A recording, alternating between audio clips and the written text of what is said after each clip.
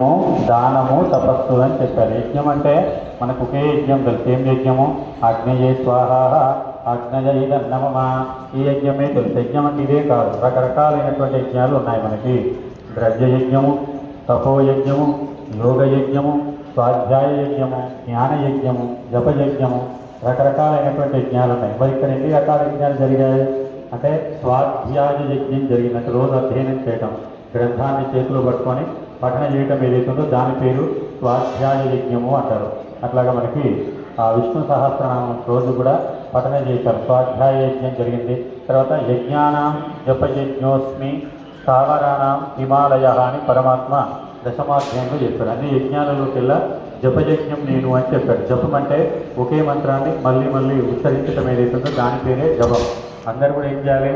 జపం చేయాలి. జపం చేస్తే ఏమవుతుందంటే జకారో జన్మనిషేధ, పకారో పాపనాశ అని జపమనే శబ్దానికి అర్థం చెప్పారు. జ అనేటటువంటి అక్షరం జన్మను ఖండించేస్తుంది, పా అనేటటువంటి అక్షరం పాపాన్ని నశింపజేస్తుంది. మరి పుడుతున్నాం చస్తున్నాం, పుడుతున్నాం చస్తున్నాం, ఈ దుఃఖాలు బాధలు అన్నీ కూడా అనుభవిస్తూ ఉన్నాం. ఈ దుఃఖం రాకుండా ముక్తిని పొందాలంటే జపం చేయాలి. అంటే జపయజ్ఞాన్ని కూడా మన నిర్వాహకులైనటువంటి విజయ్ కుమార్ గారు చక్కగా హరే రామ హరే రామ రామ రామ హరే హరే హరే కృష్ణ కృష్ణ కృష్ణ హరే హరే అనేటటువంటిది గొప్పనైనటువంటి మంత్రం. ఈ మంత్రానికంటే మించినటువంటిది ఇంకొక మంత్రం ఏది కూడా లేదు. కలియుగంలో తరించాలంటే ఈ మంత్రమే ముఖ్యమైనటువంటిది. హరేర్నామ హరేర్నామ హరేర్నామైవ కేవలం కలౌ నాస్త్యేవ నాస్త్యేవ నాస్త్యేవ గతిరన్యథ అని ఒక శ్లోకంలో చెప్పారు. కలియుగంలో తరించాలంటే ఈ హరే రామ మంత్రానికంటే మించింది ఇంకా వేరే మీకు ఏది లేదు, ఇదే దీని ద్వారానే తరించగలుగుతారని చెప్పారు. మరి అట్టి గొప్పనైనటువంటి హరే రామ హరే కృష్ణ అనేటటువంటి జపయజ్ఞాన్ని, నామ సంకీర్తనను కూడా 7 రోజులు ఈ సప్తాహంలో భాగంగా నిర్వహించారు మన విజయ్ కుమార్ గారు. అదేవిధంగా మరి భగవద్గీత అంటే చాలా గొప్పనైనటువంటి గ్రంథం. గీత సుగీతా కర్తవ్య కిమన్యై శాస్త్ర విస్తరై యాస్వయం పద్మనాభస్య ముఖపద్మాత్ వినిస్తృత అని గీతా మకరందంలో గీత యొక్క ప్రాధాన్యతను తెలియపరుస్తూ ఆరంభంలో ఒక శ్లోకం ఉంటుంది.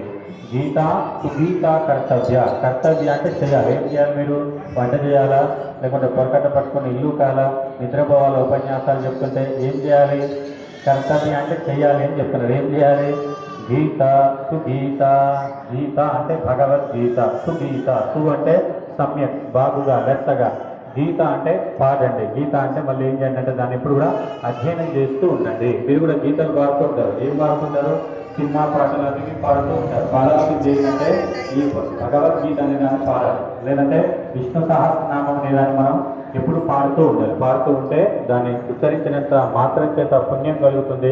అదేవిధంగా మరి ఆ గీతలో చెప్పినట్లుగా మనకి ఉన్నత స్థితిని కూడా మనం పొందేందుకు దోహదపడుతుంది. అందుకే శంకరాచార్యుల వారు కూడా గేయం గీత నామ సహస్రం. గేయం అంటే చక్కగా పాడుకోండి. నేను ఏం పాడుకుంటానంటే ఈ భగవద్గీతను, అదేవిధంగా విష్ణు సహస్రనామం రెండింటిని కూడా చక్కగా మీరు పాడుకుంటూ మీ జీవితాలని ధన్యం చేసుకోండి అని భజగోవిందంలో కూడా తెలియజేశారు. కాబట్టి గీత సుగీత, భగవద్గీతను సుగీత బాగుగా ఇప్పుడు కూడా చదువుతూ అధ్యయనం చేస్తూ ఉండండి అని చెప్పారు. చేస్తే ఏమొస్తుంది?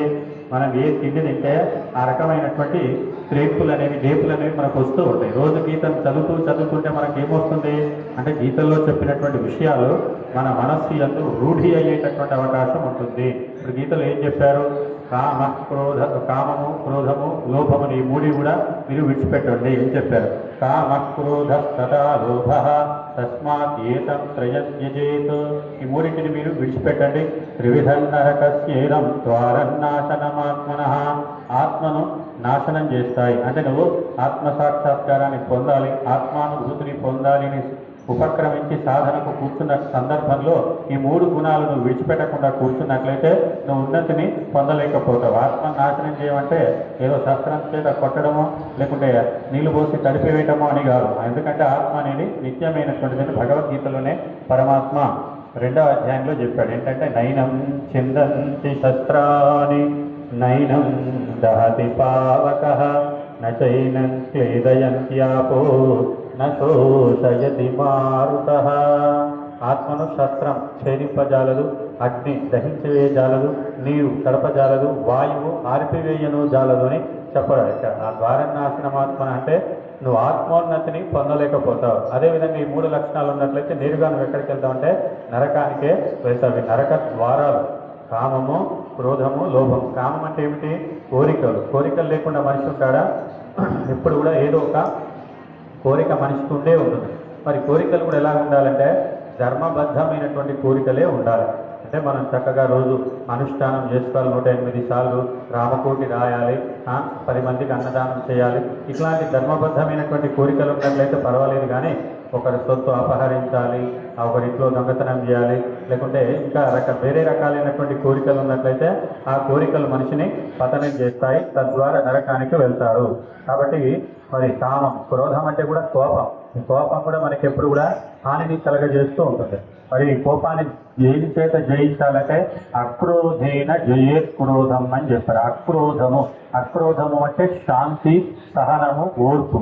వీటి చేత వచ్చేటటువంటి మనస్సు ఉత్పన్నమయ్యేటటువంటి కోపం ఏదైతుందో దాన్ని మీరు జయించండి అని చెప్పారు. శాంతం అనేది మనకి ఎప్పుడు కూడా మరి మేలు కలగజేస్తుంది. కోపం అనర్థాలకి దారి తీస్తూ ఉంటుంది. మరి ఎట్లాగొస్తుంది కోపం అంటే సత్వగుణం మన మనస్సు యందు లేకుండా అయిపోయినప్పుడు, రజోగుణం ఉత్పన్నమైనప్పుడు కోపం అనేది వస్తూ ఉంటుంది. కాబట్టి ఎప్పుడు కూడా గమనిస్తూ ఉండాలి. ఈ కోపం కూడా నరకానికి తీసుకెళ్తుంది. వివిధ రకాలైనటువంటి మరి అనర్థాల పాలు కూడా చేస్తూ ఉంది. కోపం చేత నష్టపోయినటువంటి వాళ్ళు చరిత్రలో ఎంతో మంది ఉన్నారు. విశ్వామిత్రుడు ఎన్నో సంవత్సరాలు తపస్సు చేసి ఆర్జించి కూడగట్టుకున్నటువంటి పుణ్యాన్నంతా కూడా రంభ, ఊర్వశి మొదలైనటువంటి వాళ్ళు తపోభంగం చేయడానికి వచ్చినప్పుడు శైలం అంటే ఒక నువ్వు రాయిలాగా అయిపోయేదోగా కానీ చెప్పించాడు. ఆయన ఇంటి నిడిచిపెట్టి, భార్య నిడిచిపెట్టి అరణ్యాలకు వచ్చి మరి ఇంద్రియాలను నిగ్రహించి ఈ విధంగా చక్కగా కూర్చొని తపస్సు చేస్తూ మరి ఆయన అన్ని రోజుల పాటు ఆర్జించినటువంటి పుణ్యం అంతా కూడా,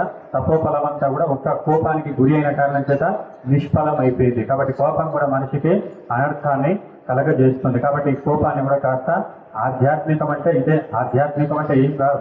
ఇప్పుడు ఒక అమ్మగారు ఇంట్లో వంట చేయాలనుకోండి, వంట చేయాలంటే ఆ వంట గదిలోకి వెళ్తుంది, చాటలో బియ్యం మోసుకుంటుంది. బియ్యం మోసుకొని ఏం చేస్తుంది? ముందు చెరుగుతుంది. దాంట్లో ఏమైనా దుమ్ము, ధూళి కానీ లేకుంటే తౌడు, వరి పొట్టు ఏమైనా ఉందా, తర్వాత మట్టి పిల్లలు ఏమైనా ఉన్నాయి, అవన్నీ కూడా తీసేస్తుంది. తీసేసి శుద్ధమైనటువంటి బియ్యాన్ని కడిగి అన్నం వండుతుంది. మనలో కూడా ఏమైనా అంటే జీవుడు జన్మల నుంచి కూడా మరి ఎన్నో యుగాల నుంచి కూడా జన్మలు పొందుతూ ఉన్నాడు.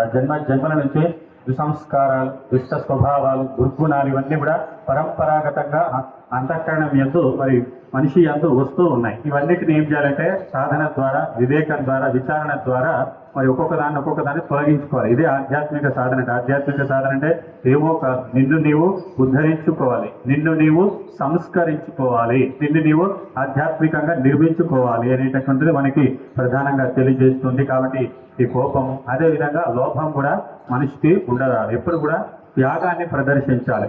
మహానుభావులు, మనం భరత భూమిలో పుట్టాం. మరి ఈ భరత భూమిలో ఎంతో మంది మహానుభావులు త్యాగం చేశారు. త్యాగం అంటే మరి వాళ్ళ శరీరాన్ని కానీ అన్నిటినీ కూడా వాళ్ళకు తినడానికి, వాళ్ళకు తిండి లేకపోయినా ఇతరులకు కూడా తిండి పెట్టాడు. రంతిదేవుడు త్యాగం చేశాడు. శిబి చక్రవర్తి గారు మరొక డేగ రూపంలో ఒక పక్షిని, పావురాన్ని తీసుకొని పోతే మరి నన్ను కాపాడినంటే మంచిని కాపాడుతానని ఆయన శరీరాన్ని తొడ భాగాన్ని కోసి చక్కల్లో పెట్టి కొలిచి ఇచ్చేస్తాను. ఆ పావురానికి ఎంత మాంసం ఉందో అంతే మాంసాన్ని తుల్యంగా నీకు ఇచ్చేస్తాను, దయచేసి ఆ పావురాన్ని విడిచిపెట్టండి. మరియు ఎంత భాగం శరీర భాగాలు ఇచ్చినా కూడా సరిపోదు. చివరికి ఆయనంతటా ఆయనే ఆ తక్కట్లో కూర్చుంటాడు. ఎందుకు కూర్చున్నాడు అంటే ఇక నేను బతకడానికి, నాకు ఇదంతా పనులు చేయడానికి ఇబ్బందిగా ఉంది, ఎన్ని రోజులు బతకాలి, చస్తే బాగుంటుందని తక్కెట్లో కూర్చున్నాడు. ఎందుకు కూర్చున్నాడు ఆయన అంటే ఒక ప్రాణిని మనం రక్షించాలి, త్యాగం చేయాలి. మనం ఎట్లాగైనా దేహం పోతుంది, పోయే దేహాన్ని త్యాగం చేసి ఒక ప్రాణాన్ని రక్షించినట్లయితే బాగుంటుంది అని మరి త్యాగ పురుషులు, త్యాగ ధనులు జన్మించినటువంటి భూమి. కాబట్టి లోభం అంటే ఈ పిసినారితనాన్ని కాస్త విడిచిపెట్టుకొని త్యాగ భావాన్ని కూడా మనం అలవర్చుకోవాలి అని మనకి గీతాశాస్త్రం బోధిస్తుంది. ఉపనిషత్తు కూడా ఏం చెప్తుందంటే నా కర్మన, నా ప్రజజ, నా ధనేన, త్యాగేన, ఏకేన అమృతత్వమానసు. మీకు కర్మ ద్వారా మీకు మోక్షం వచ్చే అవకాశం లేదు. ధనం ఉంది కదా, సంపద ఉంది కదా అంటే సంపద ద్వారా కూడా మోక్షం వచ్చేటట్టు లేదు. సంపద ద్వారా మోక్షం వస్తే ఈరోజు మరి కోటీశ్వర్లు ఎవరైతే ఉన్నారో రతన్ టాటా కానీ తర్వాత రిలయన్స్ అంబానీ కానీ వాళ్ళందరూ కూడా ముక్తిని పొందాలి. మరి డబ్బులు ఉంటే మోక్షం రాదు. పోలి మరి సంతానం ఉంటే వస్తుందంటే సంతానం ఉంటే కూడా మోక్షం అనేది రాదు. కేవలం అది వంశోద్ధరణ అవుతుందంటే కానీ సంతానం ద్వారా కూడా మోక్షం వచ్చేటటువంటి అవకాశం లేదు. ఈరోజు ఎంతో మంది ప్రతి సంవత్సరంలో కొన్ని వేల లక్షల వివాహాలు అవుతాయి. వివాహాలు అయిన తర్వాత మళ్ళీ ఒక సంవత్సరానికి వాళ్ళ బెటాలియన్ అనేది ఇంట్లో స్టార్ట్ అవుతుంది. అంటే సంతానాన్ని పొందుతారు. మరి ప్రజయ అంటే సంతానం ఉంటే కూడా మరి మోక్షం వచ్చేటటువంటి అవకాశం లేదు. మరి దేని ద్వారా వస్తుందంటే త్యాగం ద్వారా వస్తుంది. త్యాగం అంటే ఏమిటి అంటే మరి మనకు ఒకటి చేసిన అపకారాన్ని మరి వదిలివేయటం, అదేవిధంగా మన మనస్సు పరిపరి అంశాలకు సంబంధించినటువంటి చింతన ఆలోచన అవన్నీ కూడా చేస్తుంది. దానంతా విడిచిపెట్టి ఓ మనస మరి ఇలాగ కాదు అని మరి పరమాత్మ పైన నిలపటం, అదేవిధంగా మనకు ఉన్నటువంటి వస్తు సంభారాలు పదార్థాలు మొదలైనవి కూడా మరి సమాజంలో ఉన్నటువంటి జనాలకి ఈశ్వర స్వరూపులుగా భావించి అర్పణ చేయటం ఏదైతుందో దాని పేరే త్యాగము. కాబట్టి అట్లాగా త్యాగాన్ని అలవర్చుకోవాలని కూడా మనకి శాస్త్రం అనేది బోధిస్తూ ఉంది.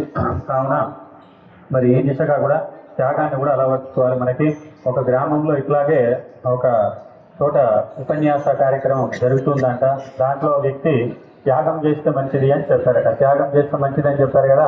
మరి మనందరం కూడా ఇప్పుడు విజయ్ కుమార్ గారు ఎట్లాగైతే సప్తాహాన్ని నిర్వహించారో మనం కూడా సప్తాహ కార్యక్రమం నిర్వహిద్దాం, దానికి 10 మంది సహాయ సహకారాలు తీసుకుందామని అనుకున్నాడట. ఆయన అనుకొని మంచిదని ఒక చందా తీసుకొని కొంతమంది కమిటీగా ఏర్పడి ఒక పెద్ద జమీందారింటికి వెళ్ళాడట. ఆయన ఎలాంటి వాడంటే ఎంగిలి చేతితో కాకిని కూడా ఇట్లా వెళ్ళిపో అని కొట్టాడు. ఇట్లా ఒకవేళ అన్నారనుకో ఆ చేతికున్నటువంటి మెతుకులు ఆ కాకి తినేస్తారేమో అని చేతి బాగా పల్లెల్లో దులుపుకొని కాకి పో అని నోటితో అంటాడు కానీ చెబుతున్నాడు. అట్లాంటి వ్యక్తి ఆయన. మరి అట్లాంటి వ్యక్తి దగ్గరికి వీళ్ళు వచ్చారు. వచ్చి ఏమని ఇట్లా సప్తాహం చేస్తాం, ఏదైనా సహాయం చేయాలని అన్నారు. అంటే ఏం చెప్పడానికి అవకాశం లేదు. నేను దరిద్రుడిని పేదవాడిని అని చెప్పుదామంటే వాళ్ళకి కనిపిస్తూ ఉంది.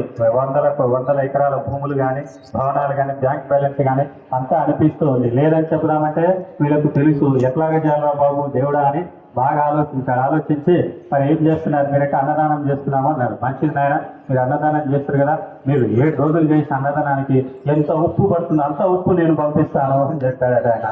ఉప్పు ఎంత పడుతుంది చెప్పండి? 10 కిలోలు పడుతుంది ఉప్పు. బియ్యము పప్పులు ఉప్పులు ఎక్కువ పడతాయి కానీ ఉప్పు ఎంత పడుతుంది?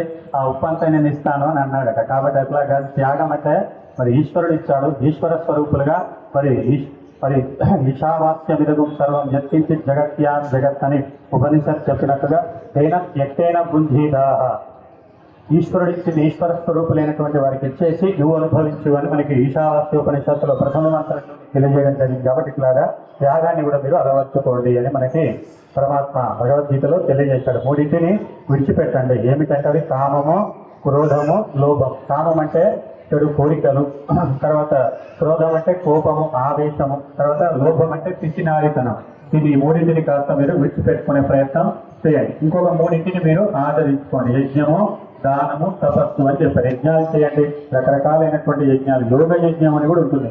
యోగ యజ్ఞం అంటే ఆసనాలు వేసుకోవటం, ప్రాణాయామం చేయటం, యమ నియమ ఆసన ప్రాణాయామ ప్రత్యాహార ధారణ ధ్యాన సమాధి అనేది అష్టాంగ యోగము అంటారు. ఇటువంటి యోగ యజ్ఞాన్ని చేసుకోండి. తర్వాత ఈ జ్ఞాన యజ్ఞం అంటే ఉపన్యాసాలు శ్రవణం చేయండి.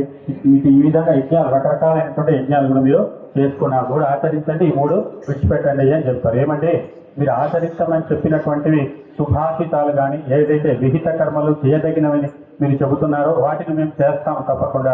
అదేవిధంగా వీటిని అయితే విడిచిపెట్టండి అంటున్నామో మేము విడిచిపెట్టము అంటే చేయాల్సినవి చేయటం ఎంత ముఖ్యమో విడిచిపెట్టాల్సినవి కూడా విడిచిపెట్టడం కూడా అంతే ముఖ్యం. లేకపోతే ఫలితం కూడా మనకు వచ్చేటటువంటి అవకాశము లేదు. మనకి వేదం ఏం చెప్తుందంటే మాతృవత్ పరదారాంశ, అదేవిధంగా పరదారం అగచ్చేత్ అని వేదం చెప్తుందంటే పరస్త్రీ వద్దకి వెళ్ళరాదు, పరస్త్రీ తల్లి వంటిది అని మనకి వేదం చెప్పేది.